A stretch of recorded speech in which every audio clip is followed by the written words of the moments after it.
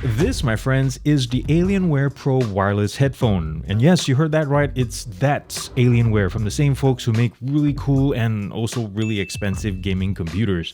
But this thing, in the meantime, claims to be the best wireless gaming headset of 2024 with active noise cancellation. And it's co-engineered with professional escort athletes and all. I mean, professional esport athletes. Completely different words, completely different things, but big claims nonetheless. So to test that out, I brought along Audeze's Maxwell just for fun. So let's get this.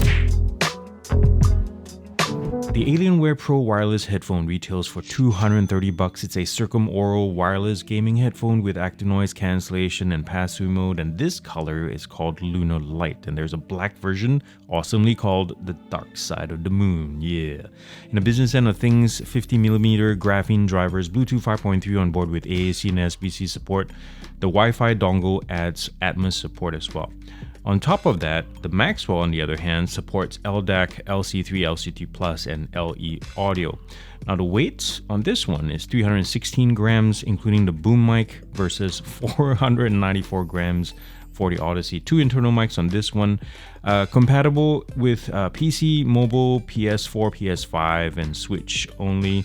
There's no Xbox support, iOS up to a point, unless you need the app. Battery life for this thing, I got, at least during my time with it, around 72.6 hours via Bluetooth or 67.5 hours with Wi-Fi, both at 65% volume. Now, turning on active noise cancellation naturally reduces the number to 39.1 hours and 38.4 hours respectively. And speaking of noise cancelling, I'll rate ANC a strong B+, pass-through a B-, and side tone an A-, one of the best I've heard so far. I don't know about you, but I'm a huge fan of this new design language that Alienware has taken on with their headphones, and I hope moving forward they keep it, because their previous models, they all kind of changed quite a lot. So I hope they have some kind of, trademark design moving forward. Here's what it did. They retain a recognizable element here, the flat bottom circle. If you've owned a previous Alienware headphone, you know what this is all about. It's there. It's really nice. And this thing is well built, guys. Solid, and the materials are nice. So at the top here, we have something like PU, like leather kind of material with soft padding at the top, and at the bottom, very comfortable. I've been able to wear these for hours on end, no problem whatsoever. Totally for gaming. Now the pads, removable, and also like proprietary like locking mechanism right here, so you probably have to wait for certified third party if you need to get it cheaper, certified third party replacements for these. They're not the deepest, or they are kind of sort of wide, so if you have bigger ears, deeper ears especially, you probably want to try these out before you commit. But it is on average slightly larger than other headphones of its type. The design, you know what it reminds me of? Here's, check it out, the V modus right here. Look at that, the wire, exposed wires, and also the yoke. Yeah, it's just kind of, this is not a gaming headphone, but I thought it was interesting that it kind of looks like it. Now, looking at the controls, let's see, this is the right side. Power button is right there, easy switch right there, toggle on off, and power, the boot up sequence is pretty fast as well. This LED right here blinks in the dark like crazy, guys. So if you're sitting to someone sensitive to light in the dark or low light, or someone on the plane, this is gonna bug them like crazy. So I wish there was a way to, come on Alienware, just change this in the firmware in the app so we can shut that off.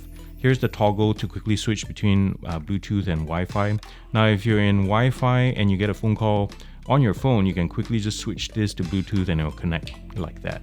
On the left side, we have the mic mute unmute, and this works for the internal mics. There's two of them, as well as the boom mic, and this thing is really fast as well. Here's the slider for the volume control, as well as active noise cancellation button right here. USB-C charging port that works also as audio in, out, and right here is the port for the boom mic. And this thing attaches unidirectionally, so you know exactly where it goes without messing up, and it slides right in there. Make sure you lock it all the way in, because sometimes it doesn't sit properly. Physically, the mic is awesome. It's bendable every which way. It even has a symbol right here to tell you that, hey, this is the mic, don't speak into the other side. If you have the windjammer off, the mesh grill is wider as opposed to this side.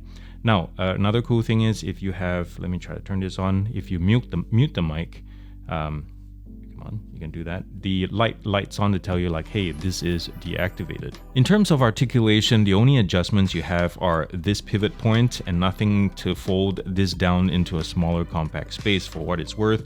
So something to take note of if you want this more portable.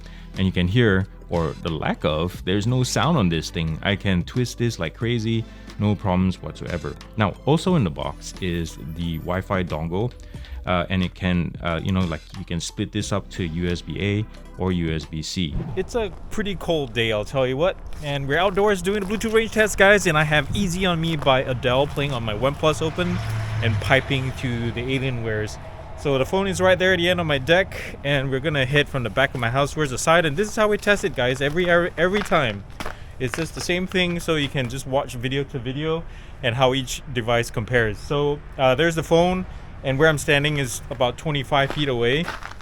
And as we round about, I'm gonna guess that by the time we hit this window, we should hear some kind of fluctuation. But good headphones like this actually stays pretty strong. The signal, I've not heard any kind of popping or static or signal, disconnect or anything like that. I'm by the road now. It's pretty much like 75 feet away. I have not heard a single problem. So very nice job here, Alienware. You can see the fit of this on my head too. Very nice and compact. I love how slim fitting it is. It's kind of slippery today and icy, so I'm gonna try to take it easy. But if you do have to take these running, it's okay, it's doable. Just like any headphone, there's a lot of lifting on your upward stroke. Whoa, that was slippery. Whoa, almost died there. Anyways, and you see if you can shift it. If you shift your head a lot like that, it's gonna come right off. But anyways, I'm curious to see how the internal mics as well as the boom mic handle phone calls right down by the road. All right, let's do this. Run. Just be careful not to slip again. You can see how these mics handle wind rushing in as you run. And right off the bat, right now, the voice quality, fantastic. I love these things. You can tell the bass is good. I'm not 100% sure if noise cancelling or noise suppression is on right now on the mics. Let me test it real quick, but I'll put it down in notes below. But you can hear, man, I need to work on my cardio. I'll tell you what. You can tell the quality suppression right now is spot on. Not much things get through. Although I would say that when wind does come in, I've tested this other times. The boom mic with the wind jammer or the little ear muff or the muff works pretty well suppressing, but some of it does get through.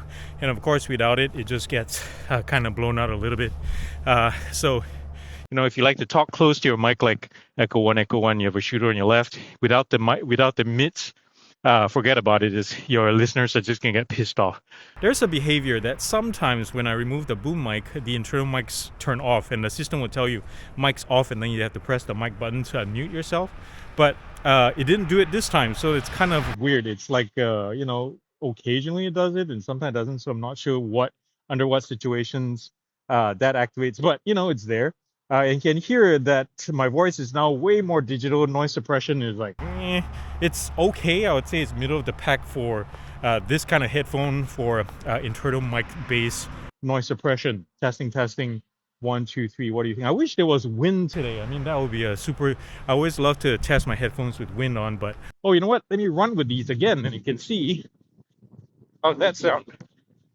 Yeah, there you go. Anyways, back to the studio. Here's the thing. The only means of accessing any settings on a headphone is via the Windows-only Alienware Command Center. And even then, there's not much to play with, guys. Beyond what you can already accomplish via the physical controls on the headphone itself, the app, as you can see, allows you to change basic things like the strength of the transparency mode, set and test the mic parameters, and then customize power down and battery threshold profiles.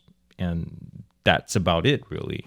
There are two aspects to the sound quality to consider here, guys, with the headphone connected to 2.4 gigahertz Wi-Fi as well as Bluetooth. Now, in both cases, I would say bass gets thrummy for the driving synthesizers or bass guitars in, say, Thriller or Unfinished Sympathy, but it's great, on the other hand, for intentionally reverby sub bass like Trevor Daniels Falling or short burst hip-hop bass drops.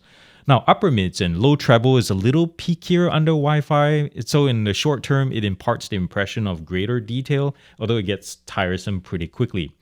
Now, funk dance content like "Let's Groove Tonight" is absolutely hot on these. Plenty of energy, plenty of fun. Soundstage is spacious, while imaging is quite accurate, and in other words, well judged for FPS games and binaural content. And so, like 3 Days Without You by Otmar Liber comes to mind.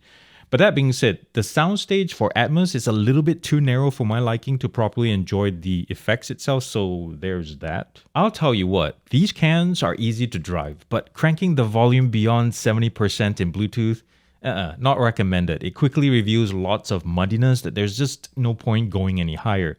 In Wi-Fi, no such problem. There's none of that muddiness, or even if there is, it's really well suppressed. Another test song I used to, gauge this is Marvin Gaye's Mercy Mercy Me. And it has that bass guitar in the beginning to serve as that smooth bass line. But here it sounds more like muffled subs you hear outside of a club, like. And not to mention the way the background bongos sounding like the musician had a towel placed on top of it. But in contrast, the Maxwells have like the bass strings sound as they should. Likewise, the trademark percussion beat, that rubber mallet on woodblock effect that sounds exactly like a rubber mallet on woodblock effect. So where the Maxwell is tuned more towards media consumption, even though gaming is great too, the Pro Wireless prefers games with lots of blaster fire and group chatter as well as surround sound. Music is quite heavily genre dependent on the other hand. Oh wait, there is a third aspect that I almost forgot to talk about, which is wired listening. In this case, SQ is alright, it's weaker and flatter, totally serviceable at a pinch, and that's all I have to say about that. Kudos to the designers for imbuing the Pro Wireless with fantastic lines in a restrained, non-gamery sort of way. Comfort and compression force is also super impressive. You can tell that this is made for esport tourneys, and I've had these on my head for 3 to 4 hours straight without feeling the need to yank them off my scalp because they're so uncomfortable. And I think this is easily where Alienware pulls ahead of Odyssey because, yeah, don't get me wrong, you can get comfortable with the Maxwell, but you have to work on it to get it just right. And even when you do, there's that weight and gravity. Come on. All right, let's talk about controls. So the volume dial has this weird scaling in Bluetooth mode. It jumps from soft to louder than normal and then extremely loud with nothing in between as a buffer for my eardrums. And I'm very sure it's not an issue with my unit because with Wi-Fi, the steps are spot on. So I think it's a software calibration thing. Now, let me also ask you this. Did you notice earlier in the close-up that there's absolutely no media control buttons whatsoever? Yeah, how silly is that? And I asked Alienware and they said, quote, limiting physical controls on the headset also improves the passive noise cancellation as fewer holes for buttons on the headset means less sound penetrating the ear cups. I understand that, but have you not seen multifunction dials or sliders such as those on the Skull Candy Crusher 2 ANC, the Sonos Ace, or hey, even our little friend here, just to name a few? A small niggle is, can we have a foldable version next time around? Because as it is, not being able to ball this up into something smaller takes up more space in our backpacks than necessary. But then again, the Maxwell does it too, and so Alienware is probably like, yeah, we're just doing what they're doing. It does suck that the only way to change basic settings like pass-through and side tone strength or to tweak energy saver profiles is with the PC app. iOS and mobile users need not apply, unfortunately. Dude, as a Bluetooth/Wi-Fi gaming headset, the Alienware Pro Wireless is right up there, guys. While Music SQ is slightly just above average to be nice about it, gaming audio is fantastic. It's both immersive and detailed where it counts, such as with vocals, gunfire, engine sounds, and all that. And you can tell that this is designed and meant specifically for games and gaming. The mics are pretty good. Side tone quality is a highlight here. Active noise cancellation and battery life are also very solid, and so is the price. The lack of media controls and very bland apps are unfortunate missteps, but on the other hand, for a gaming headphone, the Maxwell, as you can probably already tell, falls behind in key areas like mics, wearability, and feature set.